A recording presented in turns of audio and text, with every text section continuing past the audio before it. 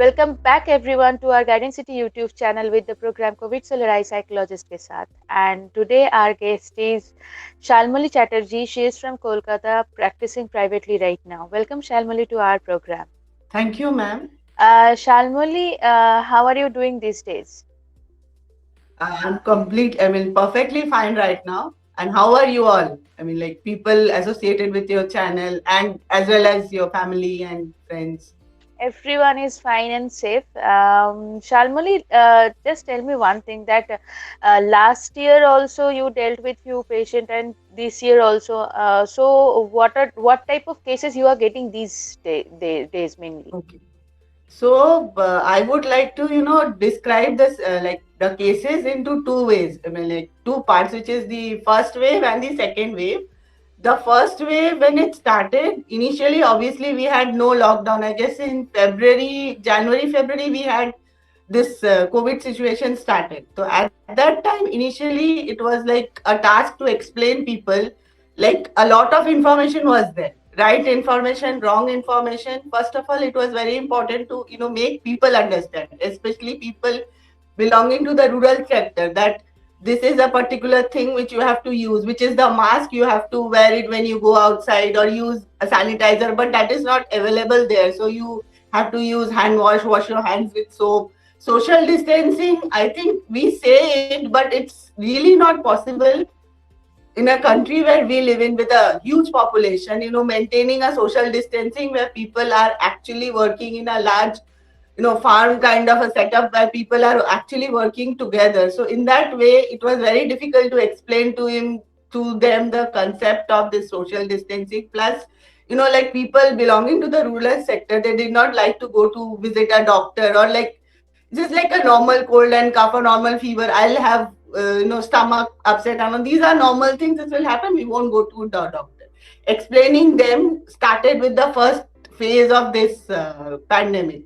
Then came the lockdown. Obviously, everything shifted from offline to the online mode. It was very difficult for all of us. I think everybody would agree to that fact that it was initially very difficult because we used to see patients face to face. Now it's like online, you don't understand a lot of things, and they also do not relate much.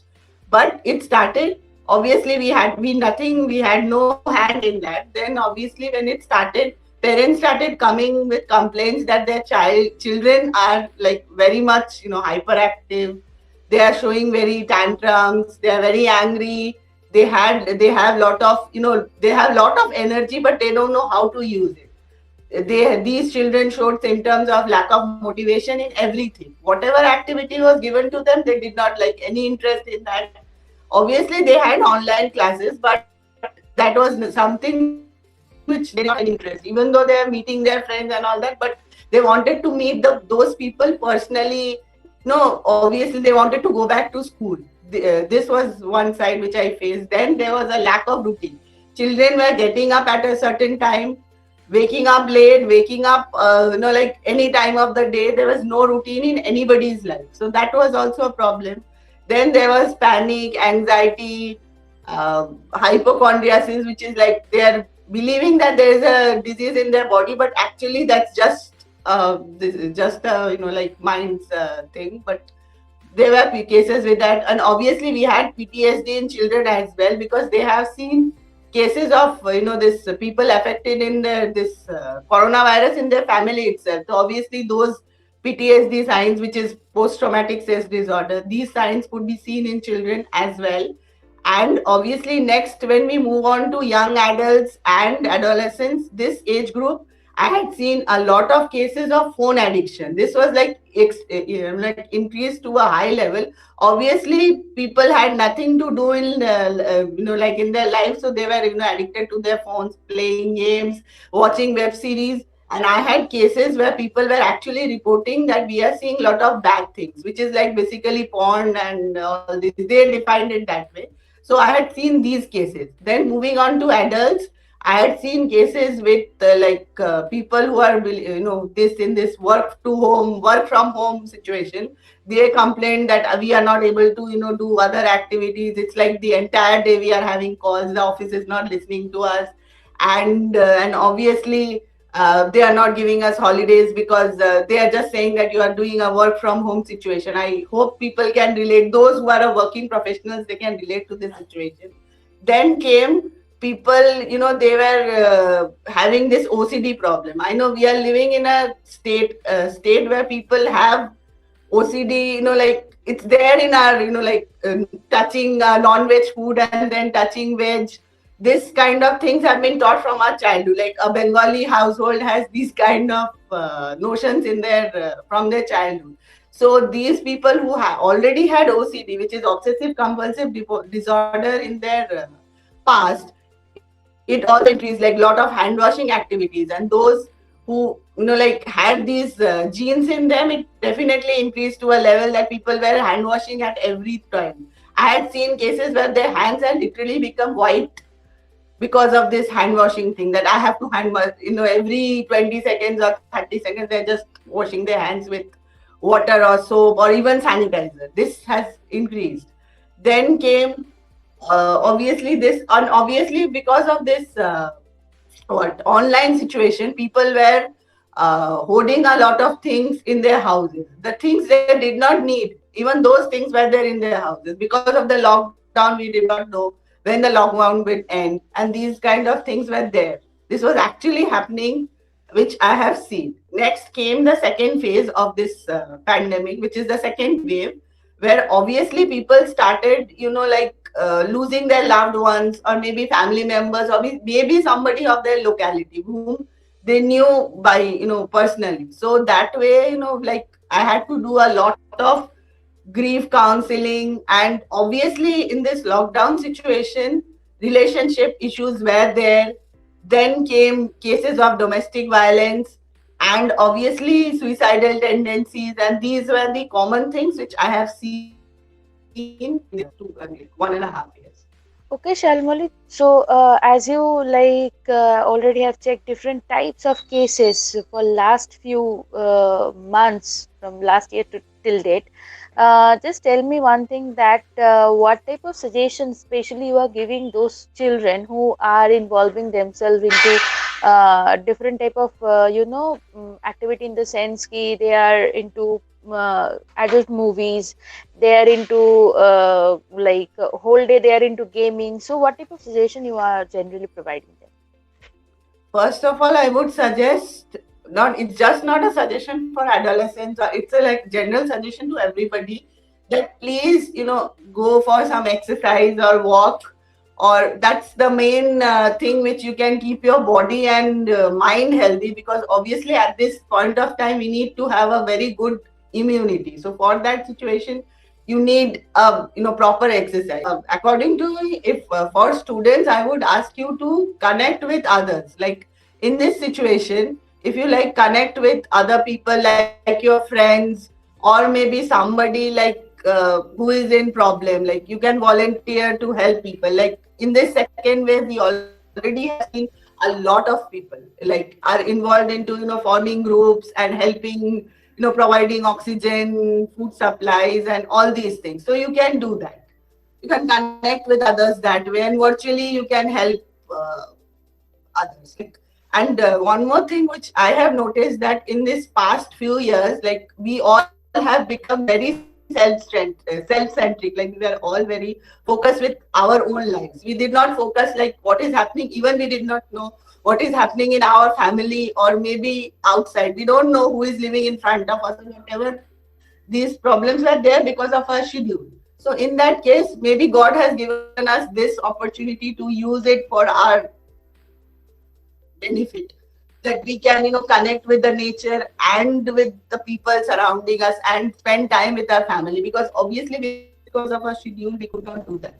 So this thing you can do. Next is like you can like we are living in a room which is actually very deorganized kind of a situation. Like our cupboards are like literally like like disorganized manner. At least mine is.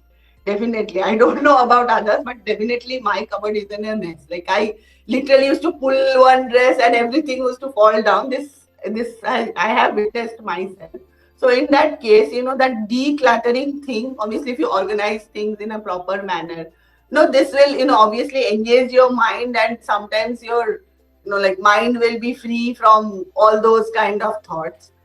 And next, obviously, you can write journaling, write down your thoughts. I mean, this is one suggestion I give to all my students, that when you feel distressed or anxious or sad, whatever, just write it down. Maintain a diary, because when we were children, where were psychologists, and these were not. We never heard of these words when we were children. Like, we used to write diaries, write poems, write stories, and all these kind of things are there. You involve yourself in the creative part, because this is a time where you can actually enhance your creative skills. A lot of people have done that and are posting music videos, dance videos. We can see it on social media. So taking an inspiration from that, obviously you can, enhance your creativity in whatever you feel you are, like you feel you are comfortable with, or you have excelled, or you have a training on that. So I think these are few suggestions which I think children will be, children or maybe young adults can, you know, help. Exactly. Thank you for all those beautiful suggestions. But now my next question is to you that as you know that people who are suffering from PCOD, right?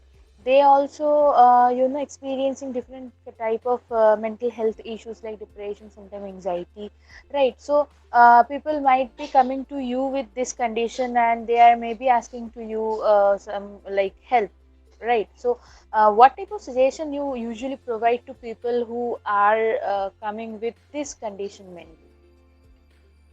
Okay, so personally, if like obviously, when a person with PCOD comes to me, well, obviously I relate to that person, because I myself is suffering from that particular problem. But initially, I obviously suggest that you consult your doctor, and take not psychiatrist or psychologist, but initially, obviously, they need lot of medications, and obviously a doctor says you to lose a amount of weight, which is like a terrible, I mean, for me it was a terrible task, because the doctor has said to lose at least 5 to 7 kgs. You have to lose at any point, you have to lose it, otherwise your problem will never be cured. This is one thing which takes a lot of motivation from inside, because people would like, from outside obviously there's a lot of external pressure that you have to do it, or you are looking fat, or this is not fitting you. I mean, these kind of things are there, but it requires a lot of internal motivation. Because I'm saying, for my side, it required a lot of motivation. I think for most of the women, this is a problem, because with our lifestyle, thankfully, we don't have time for this particular exercise thing. But obviously, if you exercise a bit, then I guess some kind of anxiety is definitely can be cured. But obviously you need, there are situations where literally people don't have their cycles in a proper manner. Like, there's no cycles for at least 2 3 months. This is a situation where a lot of women experience that this is the situation. What will we do? Like, obviously we have to consult with a doctor first, and then, with due to that situation, they have a lot of fear that, am I turning infertile or whatever. So in that situation, I just suggest them to just calm down first, that this is a situation which can be controlled by you only. Nobody else can, like, work for your benefit, right? So obviously you need to take care of your diet and all that, but that requires a lot of motivation cases actually.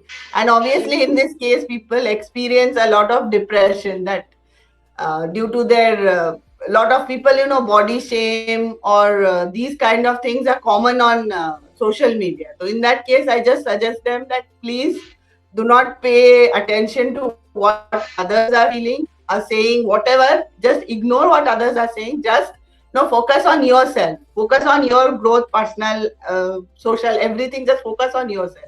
Do not concentrate on what others are saying. Others will say all rubbish things, whatever you think, like, that's the our society's like negative point, that we always think what others will say. Just ignore that.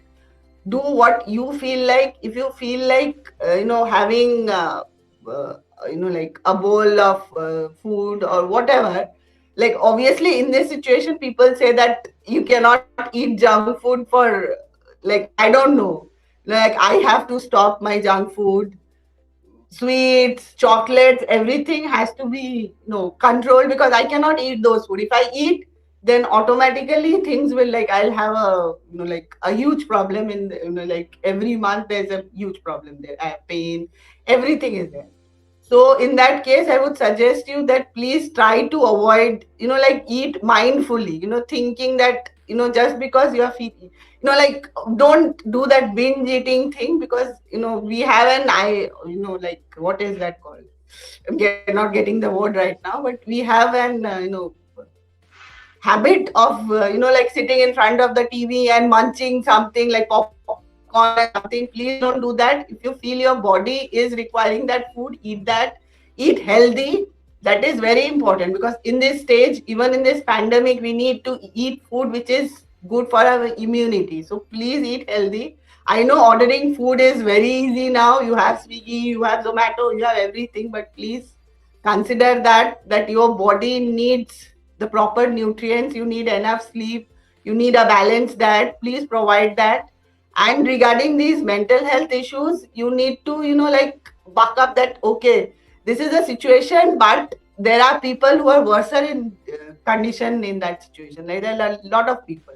So you have to understand that, okay, this is a situation, I can, take steps and get out of that situation. I think these are the few things. I am giving my personal experience in this, that this is the way I coped up with my PCOD. I mean, like, I don't know how it is at this stage, but more or less I'm much better, because it's like, obviously I've lost a lot of weight, but that was a very big challenge for me, Right, it is true that because PCOD is a lifestyle disorder, and with maintaining proper diet and exercising, and yes, obviously we need to work with our mental health as well. We can actually overcome this situation and can maintain this healthy life. So, Shalmuli, my last question to you, as you are also a psychologist and obviously a human being, and last year I just got to know that you also got COVID, right? So how was your experience? Like, how did you cope up with that kind of challenging situation? Please share with us so that our audience can actually, relate with them and can apply those techniques that you have applied with you during that stage, and they also can get relief.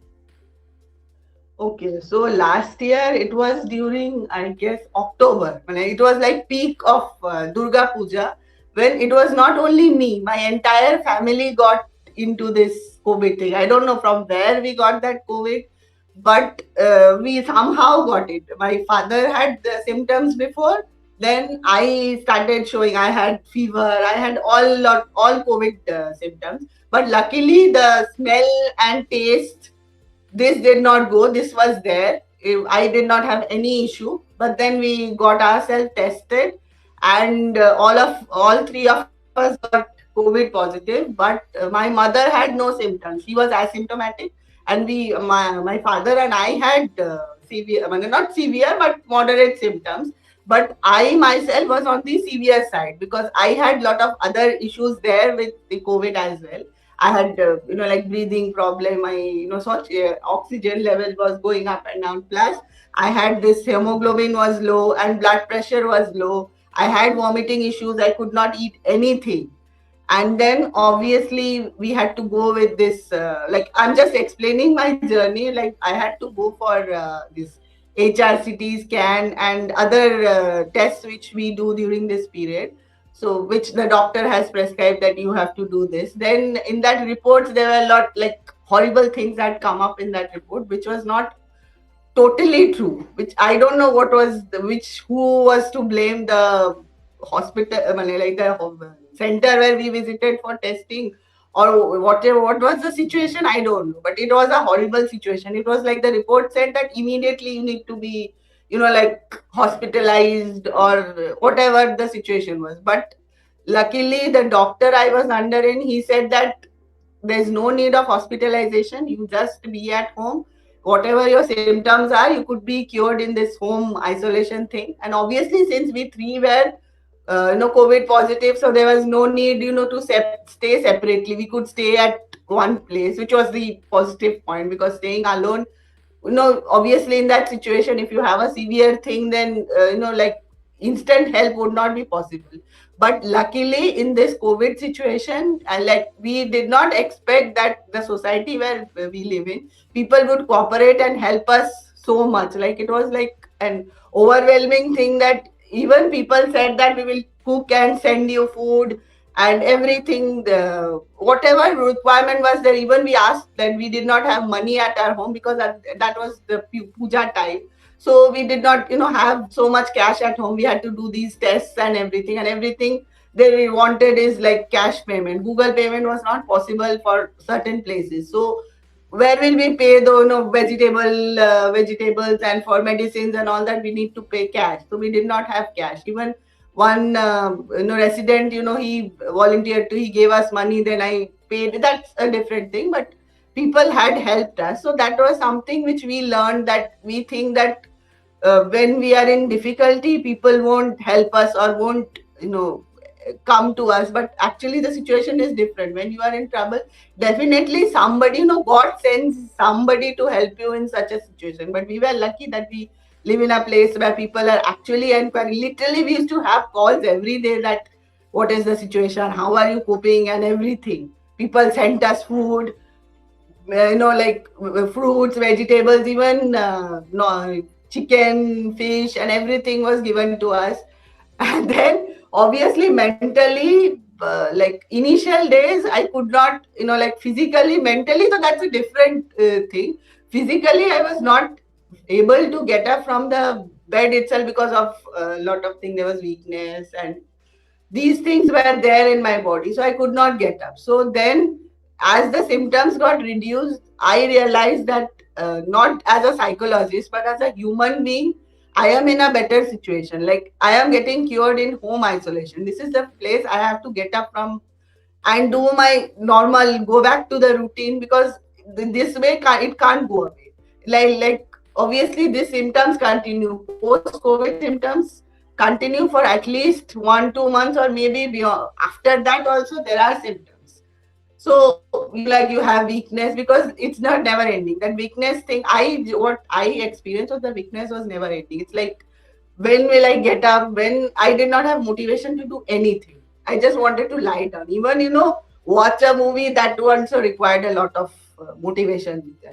So that when I realized that I should, like, thank God that at least I am there at home. I did not have to go to the hospital, and that way I got cured. And that, like, slowly I started taking steps. And obviously in this corona journey, after corona, I had put on weight, obviously because of that PCOD thing. I had no exercise, and food was obviously something which was consumed in lot of large quantities, and food which was banned or something like that, I had to eat that also, because obviously my body required that. So after that, I had to, like, condition my mind that no, I have to lose the weight.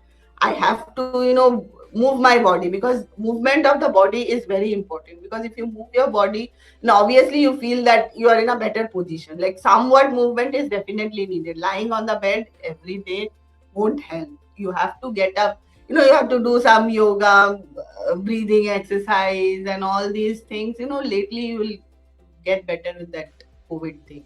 And it's just a journey. I mean, like, initially I felt like it's like never ending. It's not going to end. It's going to go on for years. But it's just a days of, it's actually 14 days. But we, in my family, we did it for 21 days, because, because of the severity of the symptoms. And not suppose we go out and then somebody gets It depends person infected. to person's, the infection level. That is why, like, it usually it takes 14 days, but for most of the It's people, better it's to do it more than, 21 days. yeah, more than a month So sometimes. So I think you and your family is doing fine right now, and there is no such Definitely. problem you're experiencing.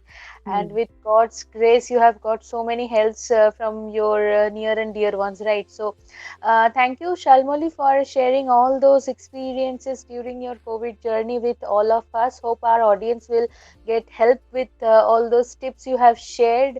And thank you everyone for watching this video, and please do subscribe our Guiding City channel to get connected with us and to get all those videos upcoming days also.